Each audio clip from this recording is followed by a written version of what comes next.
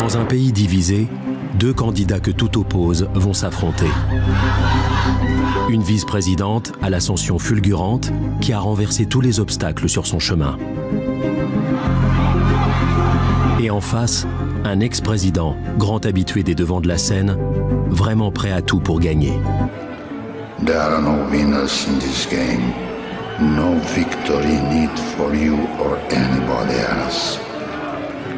In fact, it's a suicide your nation is doing to itself.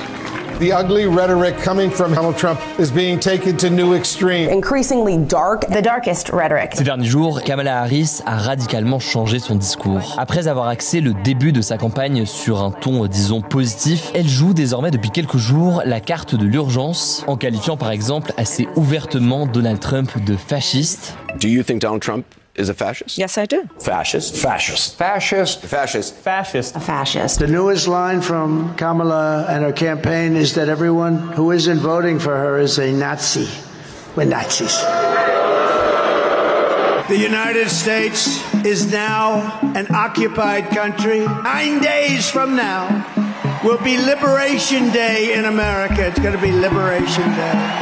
Par exemple, cette semaine en Arizona, il a déclaré que les États-Unis étaient devenus la poubelle du monde et qu'ils faisaient face à une invasion de migrants. We got a lot of work to do. They're poisoning the blood of our country. That's what they've done. Immigrants are poisoning the blood of the country, something we never thought we'd hear an American president say. Look at the number of Republicans who agree with that statement. Le message de Donald Trump était plein d'espoir et d'optimisme. Trump est comme un sérum de vérité. Il y avait beaucoup d'amour dans la salle pour l'ancien président, mais les démocrates et les médias mainstream n'ont pas vraiment apprécié. Kamala ne fait que parler d'Hitler, de nazis, de fascisme. Il dépeint les migrants illégaux comme des meurtriers et affirme que les arrivées à la frontière sous l'administration Biden ont provoqué une vague de criminalité aux États-Unis, ce que aucune statistique officielle ne démontre. People come in, they're very sick. They're coming into our country. They're very, very, very sick with highly contagious disease. And they're let into our country to infect our country. S'il est élu, il a promis d'expulser en masse des millions de migrants présents aux États-Unis. Il veut déporter entre 15 et 20 millions de personnes. Day one, I will launch the largest deportation program in American history. En évoquant la déportation, Donald Trump a indigné plusieurs associations et leaders politiques. Ses partisans, eux, continuent de défiler, notamment lors d'une parade nautique. Un bateau affichait même des drapeaux nazis, une image vivement critiquée, y compris au sein du camp républicain. He's Hitler. And then they say he's a Nazi. I'm not a Nazi. I'm the opposite of a Nazi. Pause.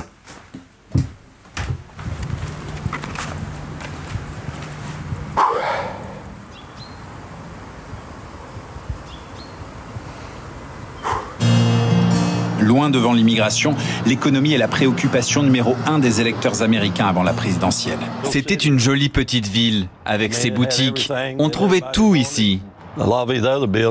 Aujourd'hui, les immeubles sont en ruine, c'est douloureux. Alors qu'à une époque, John Fitzgerald Kennedy venait ici faire des meetings. Les souvenirs d'un temps où le candidat descendait dans la mine pour répondre sous l'objectif des caméras aux questions des ouvriers. Donald Trump est embarrassant, dit-il. Il est en dessous du rôle d'un président. Le caractère d'un président, ça compte, dit-il. Mais à chaque fois qu'il ouvre la bouche, il remet ça en question. Regardez bien le visage de Joe Biden, qui a déshonoré l'Amérique. Jamais John Fitzgerald Kennedy n'aurait laissé faire ça.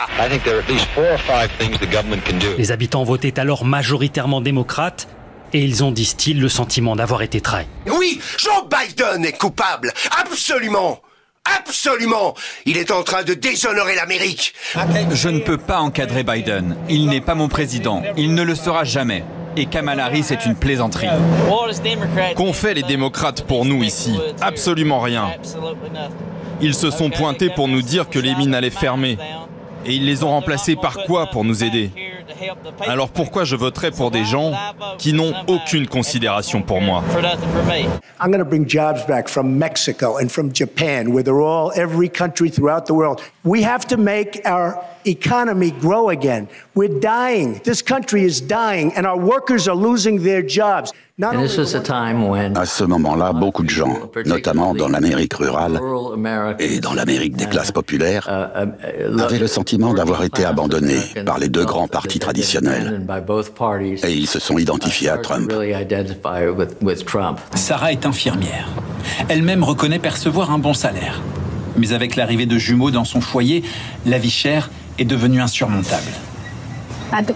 On a dû couper dans nos dépenses. Par exemple, on n'achète plus de produits de marque. 7,30 € les 2 bouteilles de lait. Plus de place pour les sorties. Pourtant, la jeune femme cumule 3 boulots de serveuse dans 3 établissements différents. 17 heures par semaine pour 1 200 $ par mois. Comme beaucoup d'Américains, elle a le sentiment qu'elle vivait mieux quand Donald Trump était président. En s'inscrivant dans la continuité de Joe Biden, à qui c'est vrai, elle doit sa présence dans cette compétition, Kamala Harris s'est enfermée elle-même, jusqu'à devenir incapable de présenter une alternative à la politique économique de l'ancien président, et notamment sa stratégie pour lutter contre l'inflation, par exemple, qui est pourtant le principal sujet de préoccupation des Américains. Il ne faut jamais l'oublier. Il y a des migrants qui ont des cartes prépayées par le gouvernement avec des milliers et des milliers de dollars dessus. Moi qui travaille depuis toute ma vie et qui galère parfois pour m'en sortir, j'utiliserais bien ces milliers de dollars pour faire mes courses ou mon plein d'essence. Ce n'est pas possible. On doit s'occuper en priorité des Américains. Et c'est ce que Trump veut faire. J'espère que nous aurons à la Maison-Blanche quelqu'un qui est de notre côté. Et il est de notre côté à 100%. Il essaie d'aider. I am your warrior. I am your justice. And for those who have been wronged and betrayed, I am your retribution. I am your retribution.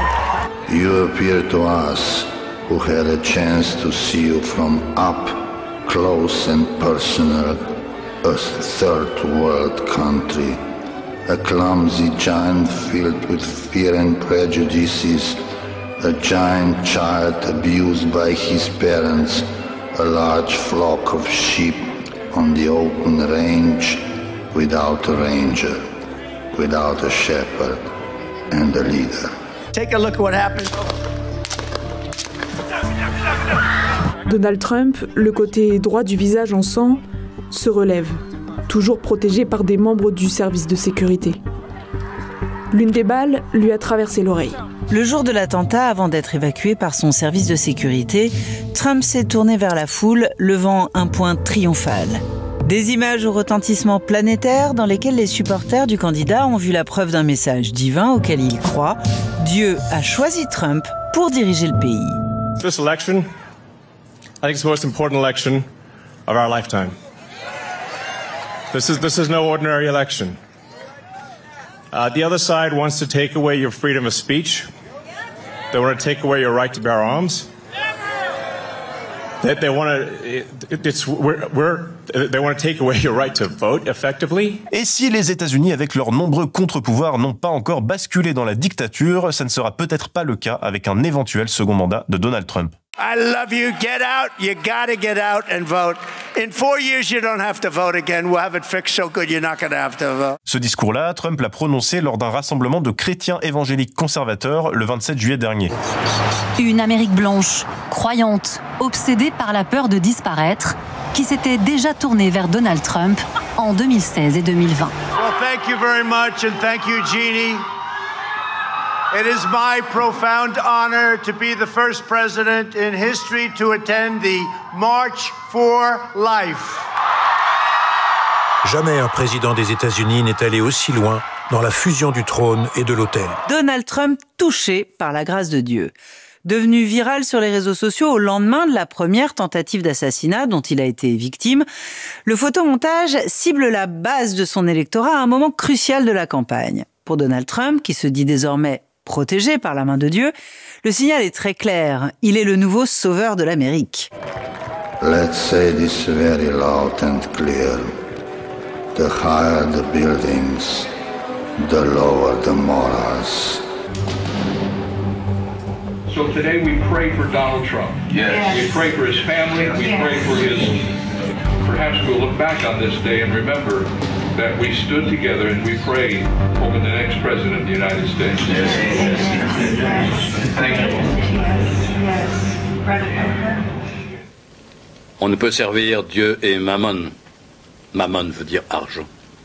Your president is the opposite to Christ, and his victory is based on moral values, Christian moral values.